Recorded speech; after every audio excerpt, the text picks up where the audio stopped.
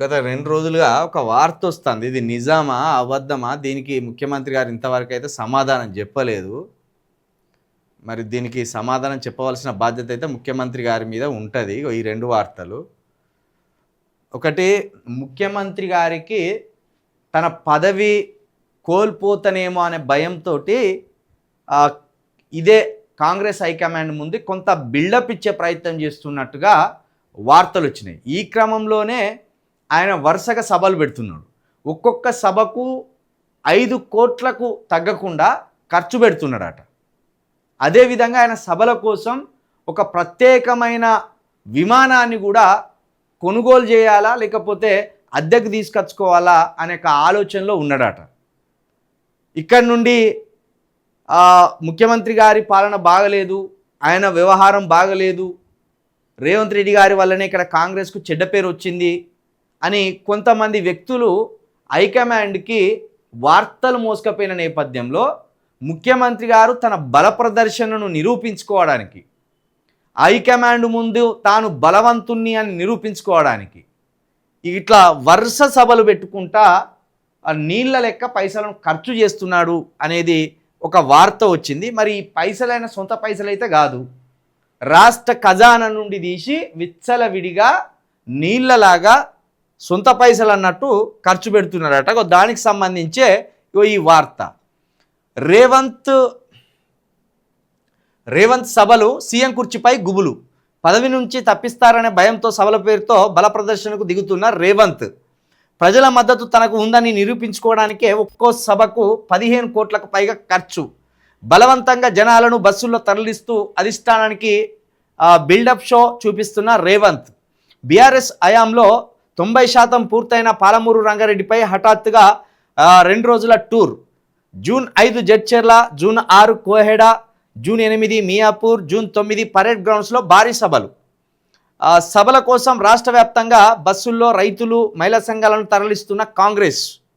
ప్రభుత్వ వేదికల మీద పార్టీలు, వ్యక్తుల మీద రేవంత్ రెడ్డి చేస్తున్న ప్రసంగాలపై విమర్శ. కొన్ని రోజులుగా స్పీకర్, కాంగ్రెస్ ఎమ్మెల్యేలను ఢిల్లీలో వరుసగా కలుస్తున్న రాహుల్ గాంధీ పలుమార్లు కోరిన రేవంత్ రెడ్డి, బట్టి విక్రమార్కకు మాత్రం అపాయింట్మెంట్ నిరాకరణ. కేరళ సీఎం, కర్ణాటక సీఎం ప్రమాణ స్వీకారంలో కూడా రేవంత్ని పట్టించుకొని రాహుల్ గాంధీ. సరే, రాహుల్ గాంధీ రేవంత్ రెడ్డిని పట్టించుకున్నాడా పట్టించుకోలేదా అనేది తర్వాత విషయం. కానీ ఇప్పుడు ఒక్కొక్క సభకు 15 కోట్ల రూపాయలు వెచ్చించిందంటే ఏం తక్కువ 60 కోట్ల రూపాయలను 4 రోజుల్లో రేవంత్ రెడ్డి గారు ఖర్చు పెట్టేసిండు. అంటే అది సభల పేరు మీద తన బల ప్రదర్శనను నిరూపించుకోవడానికి కొత్తగా ఏ పనులైతేనే మొదలు పెట్టలే, కొత్తగా ఏ పథకం కూడా ఇవ్వలేదు. మొన్న జూన్ 2వ తారీఖు రాష్ట్ర ఆవిర్భావం సందర్భంగా కూడా పెద్దగా వరాల జల్లు ఏం కురిపించలే. కాబట్టి పైసలు మాత్రం ఖతం చేసి పారేసాం. దీంతో పాటు ఇది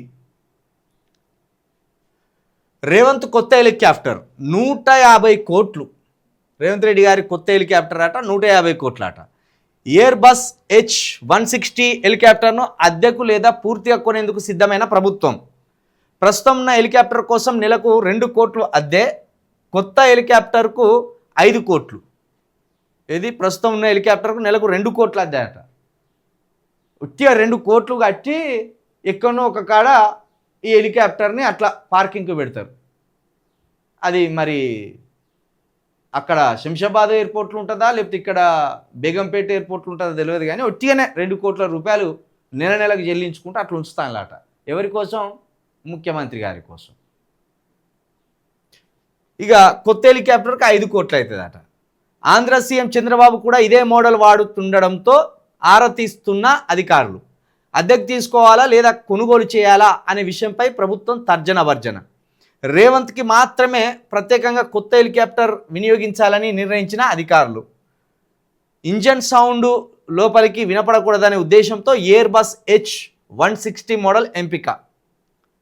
ఖజానా ఖాళీ అంటూనే విలాసాలకు రేవంత్ రెడ్డి పెద్దపీట. 150 కోట్ల ప్రజాధనం వృధా. ఇప్పటి వరకు వాడుతున్న పాత అగస్టా 169 హెలికాప్టర్ను మంత్రులకు కేటాయించే అవకాశం. 8 సీటర్ల అగస్టా 169 హెలికాప్టర్ను ఇప్పటికే షేర్ ఆటోలాగా వాడుతున్న నల్గొండ మంత్రుడు.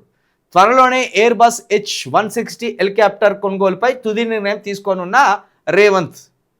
ఎవనయ్య పైసలు ఇవి? ఎవడు సంపాదించిండు? ఎవడు గులుకుతాడు?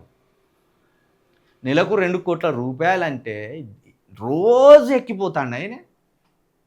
రోజు ఈయన ఇక్కడికి సచివాలయానికి రావాలన్నా హెలికాప్టర్లోనే వస్తాడా? గట్ వరంగల్కి పోవాలన్నా హెలికాప్టర్లోనే పోతాడా? By road పోరాదా?